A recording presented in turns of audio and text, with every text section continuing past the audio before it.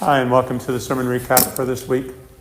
This past week we talked about the Lord standing at the door and knocking. As he says, "Behold, I stand at the door and knock. If anyone hears my voice and opens the door, I will come into them and dine with them, and they with me."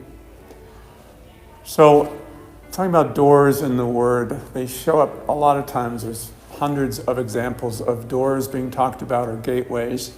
And we can think about them as being points of transition in our life, or choices that we can make, whether we're going to go through one door or close a certain door. And so you can think about all the times in our life that we've gone through different doors to begin a new occupation, begin a new course of study, begin a new relationship, begin a new faith program, going to a church, something like that. Or times in our lives when we've closed doors, or doors that have been closed that we may have wanted to have open. But the idea is that the Lord is always there at the door of our minds, no matter what we're going through, knocking, as the Heavenly Doctrine says, urging and pressing to be received, in hopes that we will open the door and let the Lord in, so that we can dine together, so that we can be together, and that we can gain from that experience of being with the Lord in the areas of our life.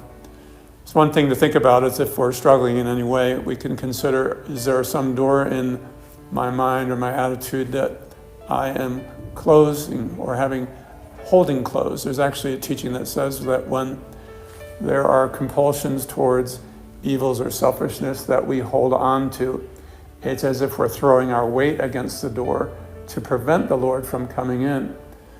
So we might examine ourselves, think about what is it within myself that might be preventing the Lord from coming in. What am I doing right now that I don't want the Lord to know about, that I would like to have him not really have a handle on what I'm doing? So I'm going to keep that door closed. We're actually told too that anger can close the door to heaven above and open the door to hell below.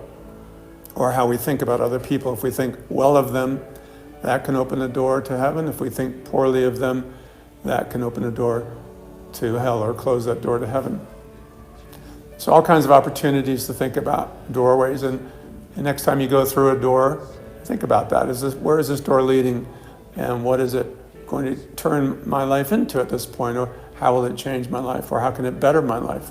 Will this passageway, will this door help my life to be better?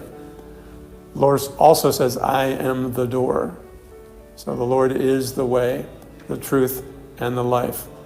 Can we think about that in relation to how often do we think about the Lord in relation to a door that we are opening, or that we are going towards, or inviting him in? Those are some of the thoughts from our sermon this week. I hope that this helps you to have a wonderful week, and we'll talk to you next time. Thanks.